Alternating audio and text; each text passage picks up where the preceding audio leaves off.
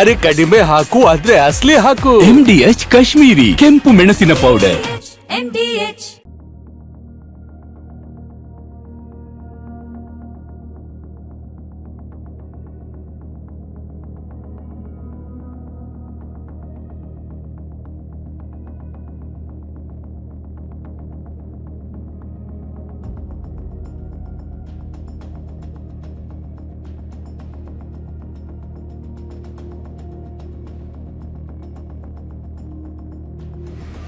Just 6 ಸೆಕೆಂಡ್ನಲ್ಲಿ ಭೀಷಣ ಬೆಂಕಿ ಆಗಸದ ಎತ್ತರಕ್ಕೆ ಹಾರಿದ್ದವು. ಬೆಂಕಿಯ ಜ್ವಾಲೆ ಸಿಡಿಯುತ್ತಿದ್ದಂತೆ ಹೊಗೆ ಆವರಿಸಿಕೊಂಡಿತ್ತು. ಅಲ್ಲಿ ಏನಾಯ್ತು, ನೆಲಕ್ಕೆ ಅಪ್ಪಳಿಸಿದ್ದೇನು ಅಂತ ಕಣ್ಮುಚ್ಚಿ ಬಿಡುವಷ್ಟರಲ್ಲಿ ಖಾಸಗಿ ವಿಮಾನ ಬೆಂದು ಹೋಗಿತ್ತು. ಈ ವಿಮಾನದಲ್ಲಿದ್ದವರು ಮಹಾರಾಷ್ಟ್ರದ ಉಪಮುಖ್ಯಮಂತ್ರಿ ಅಜಿತ್ ಪವಾರ್.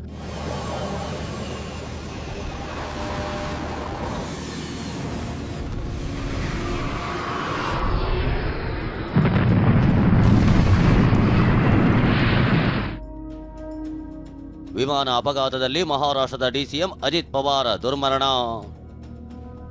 ಕರ್ಮಭೂಮಿ ಬಾರಾಮತಿಯಲ್ಲಿ ದಾದಾ ಅಜಿತ್ ಪವಾರ್ ದುರಂತ ಅಂತ್ಯ. ಲ್ಯಾಂಡಿಂಗ್ ವಿಫಲ, ನೆಲಕ್ಕಪ್ಪಳಿಸಿ ಬೆಂಕಿಯುಂಡೆಯಾದ ವಿಮಾನ.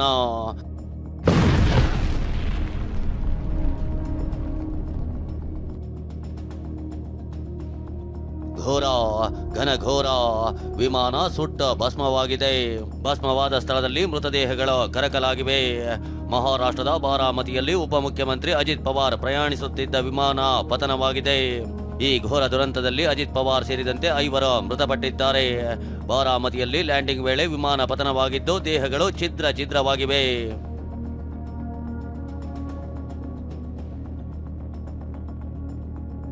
ಚಿಕ್ಕಪ್ಪ ಶರದ್ ಪವಾರ್ ಗರಡಿಯಲ್ಲೇ ಬೆಳೆದಿದ್ದ ನಾಯಕ, 8 ಬಾರಿ ಶಾಸಕ. ಮಹಾರಾಷ್ಟ್ರ ಸರ್ಕಾರದಲ್ಲಿ ಡಿಸಿಎಂ ಆಗಿದ್ದ ಇದೇ ಅಜಿತ್ ಪವಾರ್ ಇಂದು ಘೋರ ಅಂತ್ಯ ಕಂಡಿದ್ದಾರೆ.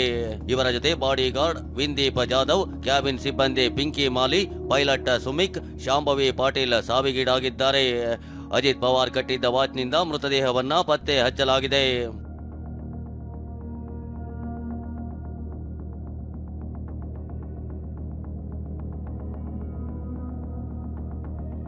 ಬೆಳಗ್ಗೆ 8:10ಕ್ಕೆ ಟೇಕ್ ಆಫ್, 8:46ಕ್ಕೆ ಪತನ.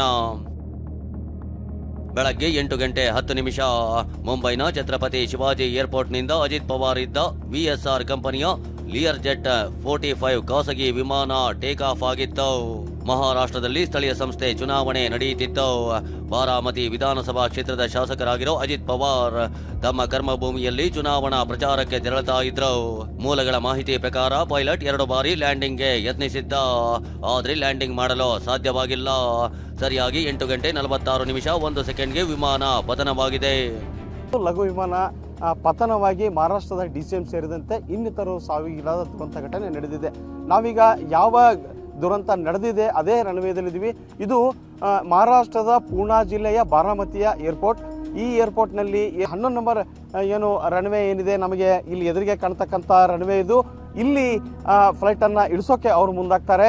ಆದರೆ ಅವಾಗ ಏನಾಗತ್ತಂದರೆ ಕೂಡಲೇ ATSನ ಸಂಪರ್ಕವನ್ನು ವಿಮಾನ ಕಳೆದುಕೊಳ್ಳುತ್ತೆ. ಮುಂದಿನ ATSನವರದ ಯಾವುದೇ ಸೂಚನೆಗಳು ಕೂಡ ಪೈಲಟ್ಗೆ ಸಿಗಲ್ಲ. ರನ್ವೇದಲ್ಲಿ ಇನ್ನೇನು ಕೆಳಗೆ ಇಳಿಸಿ ಮುಂದೆ ರನ್ ಮಾಡ್ತಾ ಇರಬೇಕಾದ್ರೆ ವಿಮಾನ ಸ್ಫೋಟಗೊಳ್ಳುತ್ತೆ. ವಿಮಾನ ಹಾರಾಟದ ಕೊನೆ ದೃಶ್ಯವನ್ನ ವಿದ್ಯಾರ್ಥಿನಿಯೊಬ್ಬರು ಸೆರೆ ಹಿಡಿದಿದ್ದಾರೆ. ಹಾಗಾದ್ರೆ ವಿಮಾನ ಪತನಕ್ಕೆ ಕಾರಣವೇನೋ, ನಿಜಕ್ಕೂ ಆಗಿರೋದೇನೋ, ಕೊನೆ ಕ್ಷಣದಲ್ಲೇ ಆಗಿದ್ದೇನೋ, ಅದನ್ನೇ ತೋರಿಸ್ತೇವೆ ನೋಡಿ. ವಿಎಸ್ಆರ್ ಕಂಪನಿಯ ಲಿಯರ್ ಜೆಟ್ 45 ವಿಮಾನದಲ್ಲಿ ಅನುಭವಿ 2 ಪೈಲಟ್ಗಳಿದ್ರು.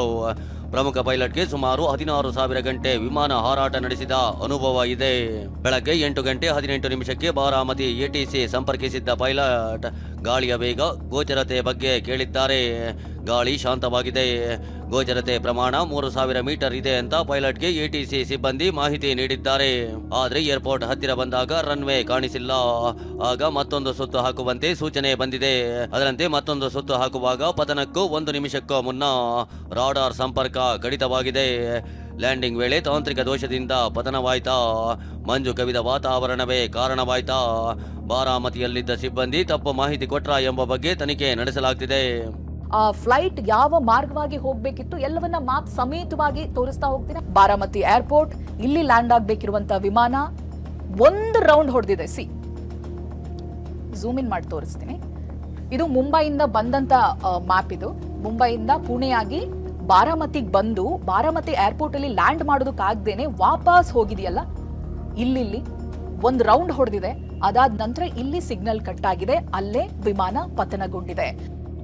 ಬಾರಾಮತಿಯ ವಿದ್ಯಾ ಪ್ರತಿಷ್ಠಾನ ಮೈದಾನದಲ್ಲಿ ಅಂತಿಮ ದರ್ಶನಕ್ಕೆ ವ್ಯವಸ್ಥೆ ಮಾಡಲಾಗಿದ್ದು, ಸಂಬಂಧಿಕರು ಅಭಿಮಾನಿಗಳ ಆಕ್ರಂದನ ಮುಗಿಲು ಮುಟ್ಟಿದೆ. ನಾಳೆ 11 ಗಂಟೆ ಸುಮಾರಿಗೆ ಅಂತ್ಯಕ್ರಿಯೆ ನಡೆಯಲಿದೆ. Bureau report, TV9.